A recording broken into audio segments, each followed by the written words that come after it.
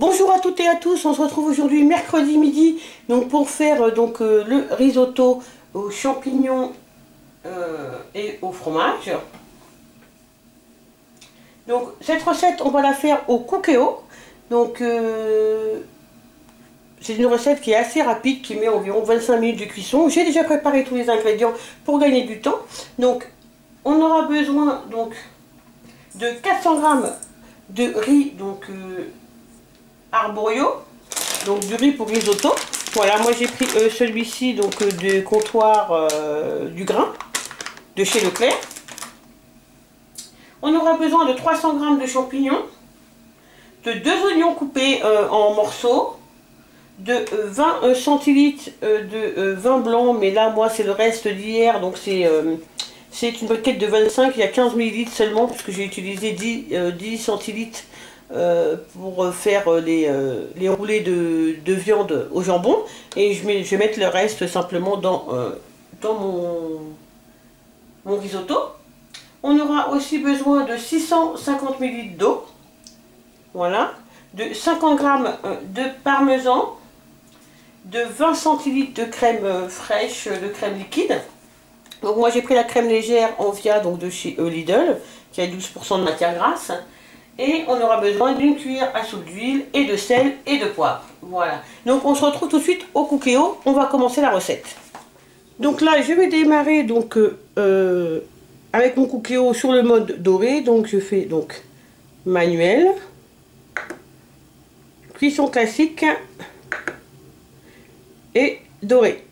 Voilà, donc il commence son préchauffage. Comme d'habitude, quand c'est à la moitié, moi je commence à mettre les ingrédients.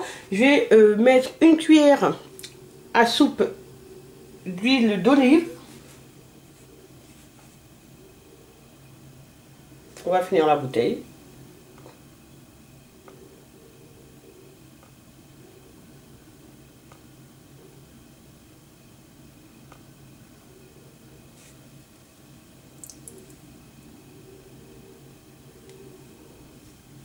Donc on va mettre les oignons et le riz et on va commencer tout simplement à les faire revenir environ 3 minutes. Et après on ajoutera donc le vin blanc et on laissera tout simplement dorer encore 2-3 minutes. Donc là on met les oignons. Voilà.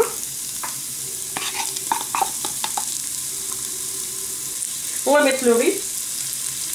On met le riz.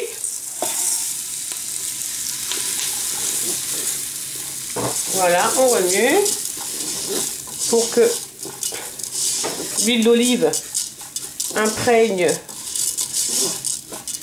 enrobe bien chaque grain de riz. Voilà. Donc, on laisse revenir environ 3 minutes en remuant voilà, de temps en temps. On va laisser revenir 3 minutes. Donc là voilà, ça fait environ 3 minutes que ça revient tranquillement dans la cuve.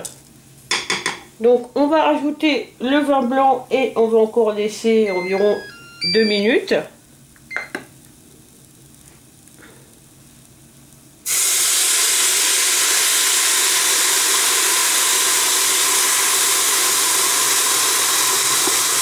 Alors comme je l'ai dit dans ma vidéo d'hier, pour celles qui ne boivent pas d'alcool ou qui n'aiment pas du tout le goût de l'alcool dans la nourriture, on peut bien sûr remplacer par du bouillon. Voilà. Et mais sachez tout de même que à la cuisson, l'alcool disparaît et il ne reste que le goût du vin blanc. Mais il n'y a plus d'alcool du tout une fois que ça cuit ou que ça bout. Voilà, donc là on remue et on laisse encore 2 petites minutes.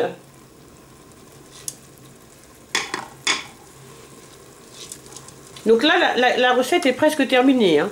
Là je laisse encore 2 petites minutes simplement pour que ça imprègne les grains de riz.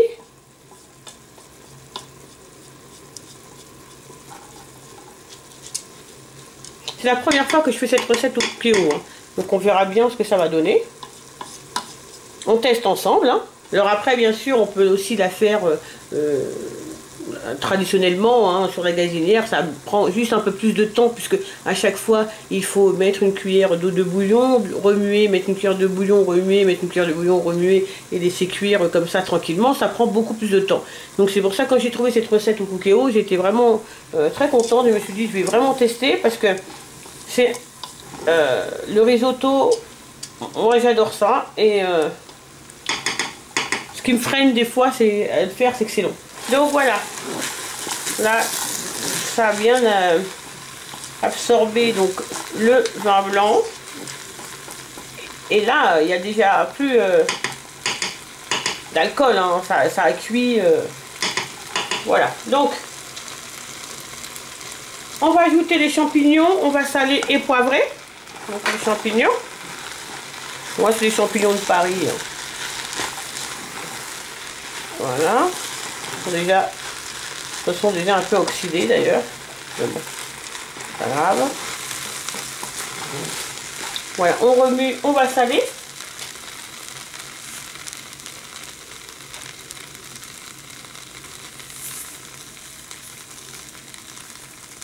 toute façon, on rectifiera le sel après, hein. Voilà, on va poivrer.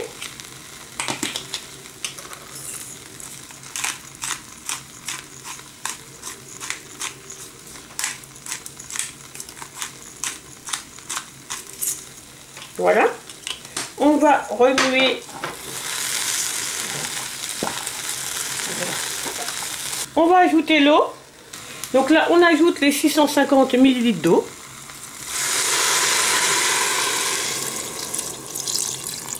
Voilà. Et on va cuire sous pression pendant une quinzaine de minutes. Et on finira après la recette avec la crème liquide et le parmesan. Voilà. Donc là, on met la cuisson sous pression. Donc là, cuisson sous pression. Je fais oui. Et je mets donc 15 minutes. Voilà. Ok. Départ immédiat. Fermez bien sûr le couvercle.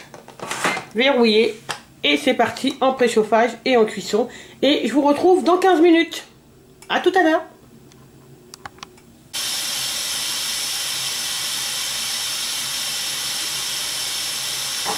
C'est fini la cuisson, donc on va ouvrir, on va regarder ce qu'il en est. Je suis très impatiente de voir ce que ça donne. Ah oui, d'accord. Donc, vous voyez, je vais vous faire un zoom. Vous voyez? Je vais goûter pour vous dire s'il est vraiment, vraiment super bien cuit.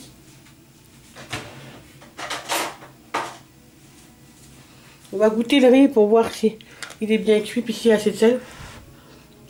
Oh, le cuit, la cuisson est parfaite. Parfaite. Je vais rajouter de la crème et le parmesan. Il manque un peu de sel, mais peut-être avec le parmesan ça va saler, donc je ne vais pas rajouter. Mais là, vraiment, la cuisson du riz est parfaite. On va rajouter les 20 centilitres donc, de crème. Donc moi j'ai mis de la crème légère, vous pouvez mettre la crème entière, enfin, ou de la crème fraîche liquide. Moi je sais pas si je vais mettre les 20 centilitres, je vais regarder comme ça déjà comment ça fait. Voilà. C'est super bon et je suis super surprise de la cuisson au Cookéo. Par contre il y en a pas mal, donc je pense que pour ceux qui veulent, ils pourront reprendre encore ce soir. Ce soir j'avais prévu de faire des spaghettis avec les escalopes au citron, mais ceux qui veulent prendront plutôt du risotto avec les escalopes. Comme moi par exemple, c'est sûr que plutôt que les spaghettis, je pense que je prendrais plutôt remangerais du risotto parce qu'il a l'air super bon. Voilà, pour moi je pense que c'est assez, il y a assez de crème, je trouve. Je sais pas. On peut peut-être en remettre encore un tout petit peu. Voilà. Voilà, je pense que pour moi la crème c'est bon. J'ai rajouté le parmesan. Donc c'est 50 grammes, hein, je crois, de parmesan. Voilà. Le parmesan râpé. On remue tout ça. Oh, ça me donne trop faim. Et vous, dites-moi en commentaire, est-ce que ça vous donne faim? Et est-ce que vous aimez le risotto? Comment vous faites, vous, le risotto? Voilà. Là, on aurait même pu ajouter, au moment de la cuisson, sous pression, des petits morceaux de poulet. Ça aurait fait des petits pois, enfin, peu importe. Avec même quelques légumes à l'intérieur. Ça aurait fait carrément un plat complet. Mais là, vous voyez comment il est onctueux? Franchement, il est super beau. Je l'ai fait en 25 minutes. Allez, en comptant le coupage des champignons et des oignons, allez, 35 minutes. Voilà. Un risotto. On va le goûter pour voir si je rectifie le sel ou pas, ou si le parmesan a fait son travail. Les filles, c'est une tuerie. C'est une tuerie. J'ai l'impression qu'il est même meilleur que quand je le fais normalement sans... je rajoutais un peu de sel quand même. Vraiment un tout petit peu. Quand je le fais, voilà. C'est une tuerie. Donc là, je vais même pas le maintenir au chaud. Je vais arrêter parce que j'ai peur qu'il cuise plus que ça. Voilà. Et bien écoutez, je l'éteins si vous entendez. Voilà comment le risotto donc se présente. Donc, eh bien, écoutez, nous, on va manger parce qu'il a l'air tout simplement délicieux. Délicieux.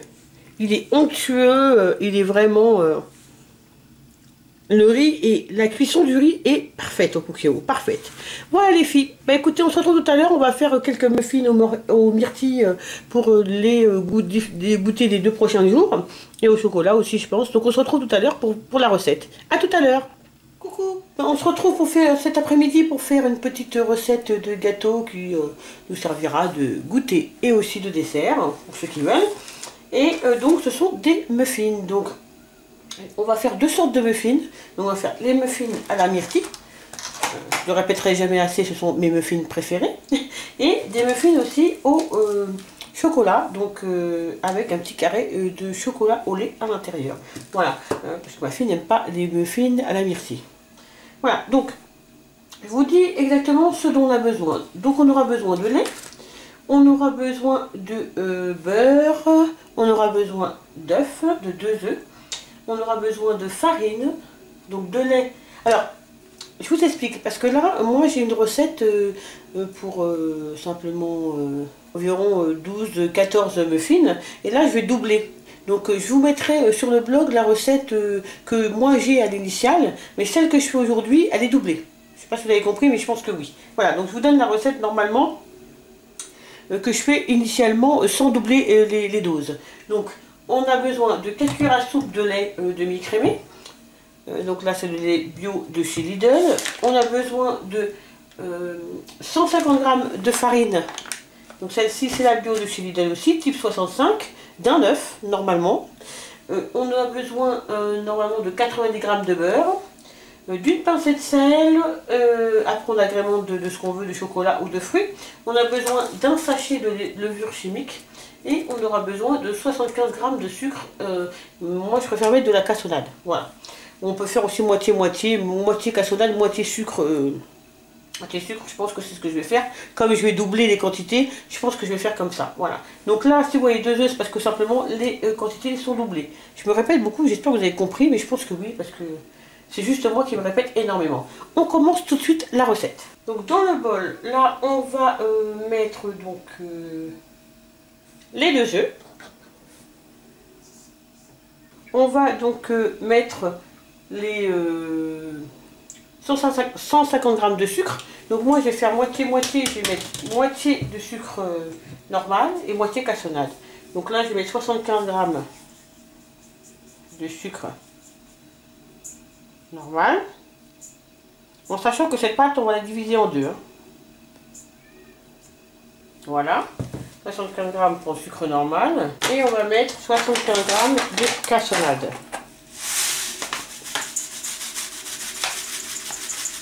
On va remuer un peu.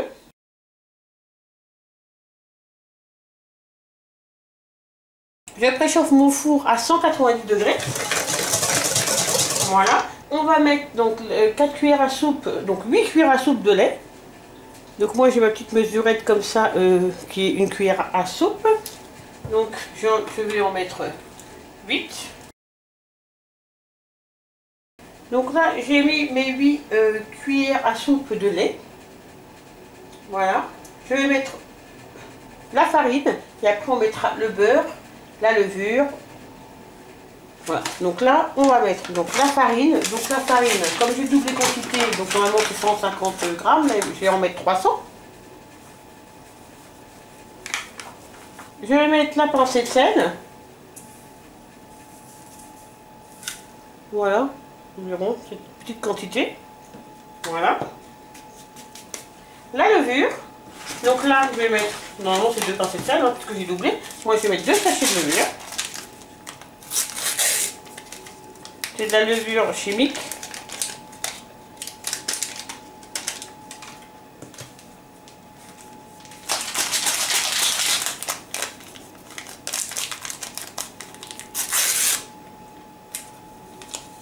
Je vais ajouter donc le beurre fondu.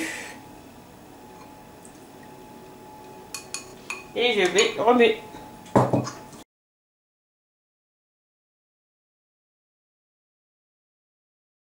Je vais séparer la pâte en deux à peu près, hein, égale, puisque il y a une partie que je ferai au chocolat et l'autre à laquelle je vais ajouter les myrtilles. Donc on va tout de suite séparer. Là, ça sera pour le chocolat et dans ce bol-ci, on va rajouter donc les myrtilles. J'ai 250 g de myrtilles ici. Voilà. Donc en attendant de faire ce au chocolat, je vais simplement mettre une charlotte et mettre la pâte au frais. Et on va commencer par sur la myrtille. Donc voilà, donc là j'ai un moule à muffins avec plusieurs petits compartiments qu'il faudrait que je change d'ailleurs parce que ça fait très longtemps que je l'avais acheté Ikea. Il faudrait que j'en achète un peu plus grand ou un autre. Et donc à l'intérieur je mets ces petits moules à gâteau. Donc c'est très simple après pour démouler, c'est super simple. Et voilà, ça salue pas trop le moule non plus. Et donc ça je les trouve chez Babou, mais j'imagine, j'en ai vu en silicone chez Action, mais voilà, après il faut les laver. Si on veut vraiment rien laver et que ce soit vraiment très joli, on prend ces petites choses en papier comme ça, alimentaire. Et il y a 80 pièces à l'intérieur, donc il y en a pas mal. Donc là je prends une cuillère à soupe et je vais tout simplement remplir. J'en mettrai d'autres si besoin est. Donc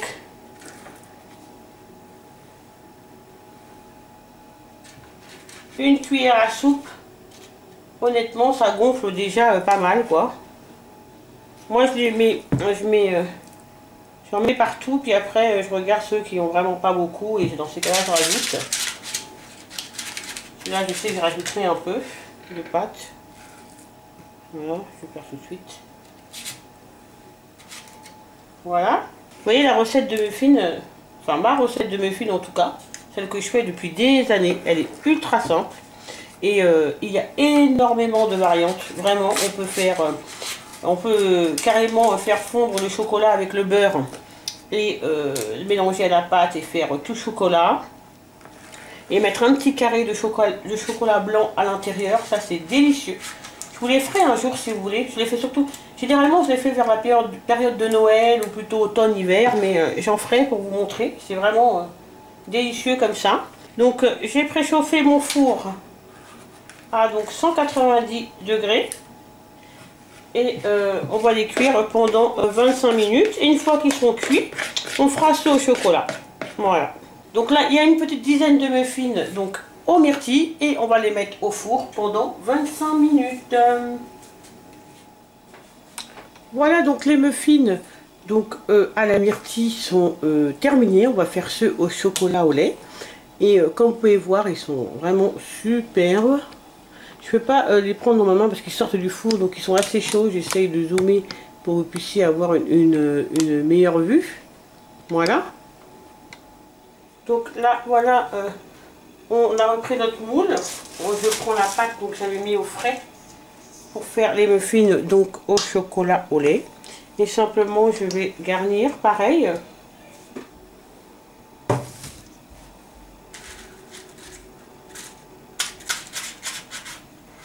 Voilà, je vais mettre de la pâte. Je m'occuperai du chocolat après. Donc une fois que vous avez mis la pâte, voilà, simplement vous prenez donc la tablette du chocolat. Vous prenez un petit carré de chocolat à chaque fois.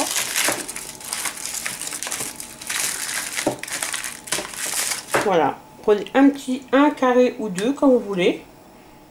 Et vous le mettez à l'intérieur comme ça. Il va fondre. Voilà. Et la pâte va le recouvrir. Et à l'intérieur, vous aurez comme un petit noyau de chocolat au lait. Je vous montrerai tout à l'heure quand ils seront cuits. Voilà.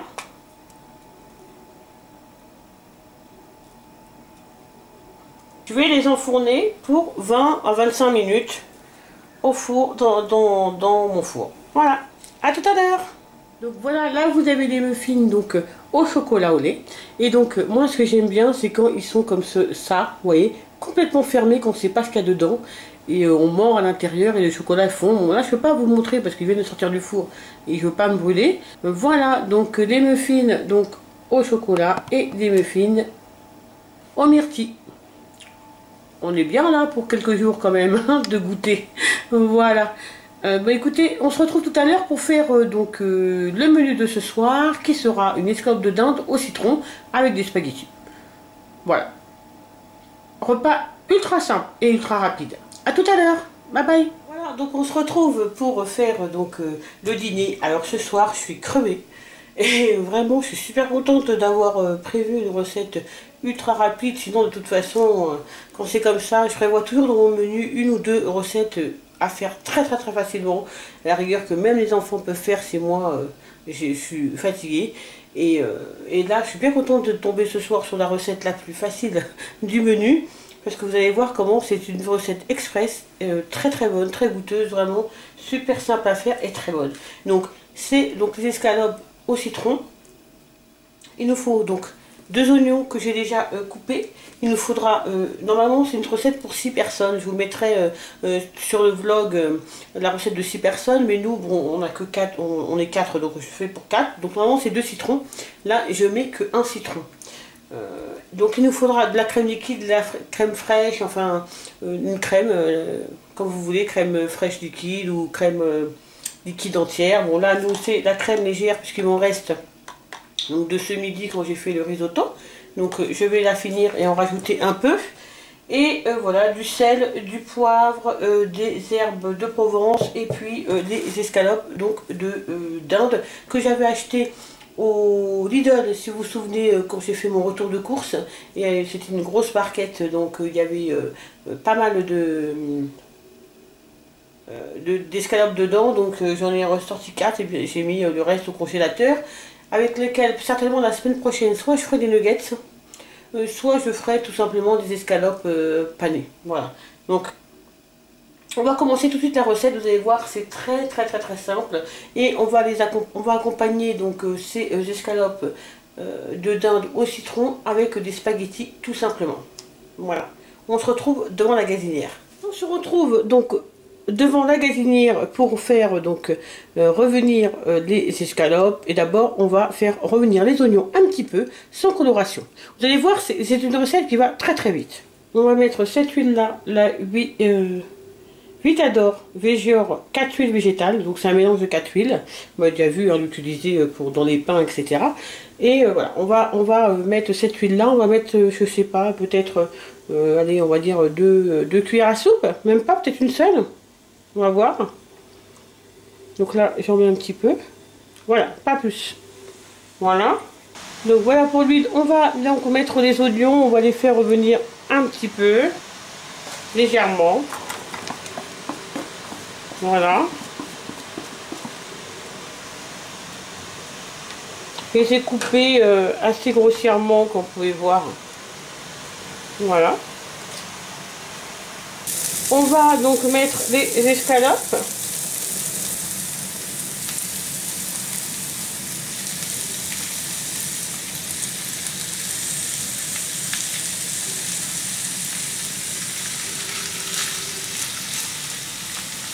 Voilà. On va poivrer, saler et on va rajouter donc les épices, les herbes de Provence. On sale. Voilà. On salera qu'on les retournera aussi un peu. On va poivrer. J'ai mon eau qui bout. On va pouvoir mettre les pâtes. Je voudrais poivrer déjà. Assaisonner d'abord ma viande.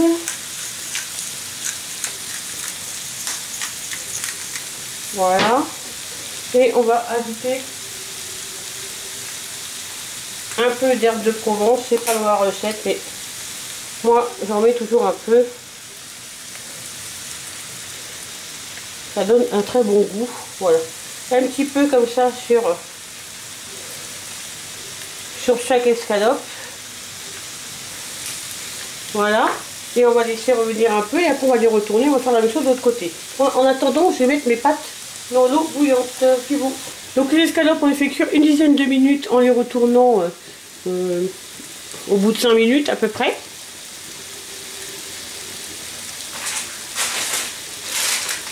Donc pour les spaghettis, je ne vous ai pas montré, mais c'est ces spaghettis là, les bio, les spaghettis au blé complet, elles sont vraiment très bonnes.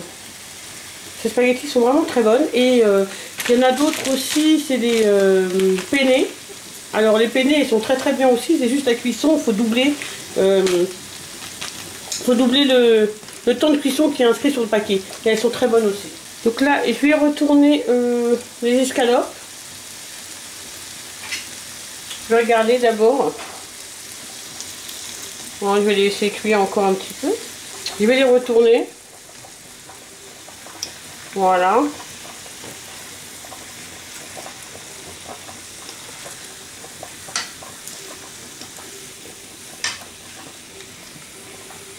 On va les laisser cuire encore un petit peu. Et puis quand on ajoutera le jus de citron, on salera et on poivrera de nouveau les escalopes de ce côté. Donc là, ça fait à peu près 10 minutes qu'elles sont en train de cuire. Donc 5 minutes d'un côté et 5 minutes de l'autre côté. Donc là, ce que je vais faire, c'est que je vais rajouter le jus de mon citron que j'ai pressé. Voilà. Donc je rajoute le jus de mon citron.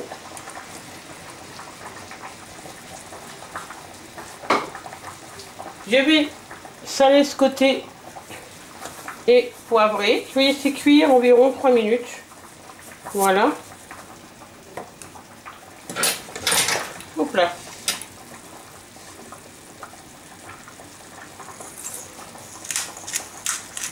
Voilà. Rajouter encore un petit peu d'herbe de Provence. Après vous en mettez si vous aimez. Hein, normalement dans la recette il n'y en a pas. Moi j'en mets toujours.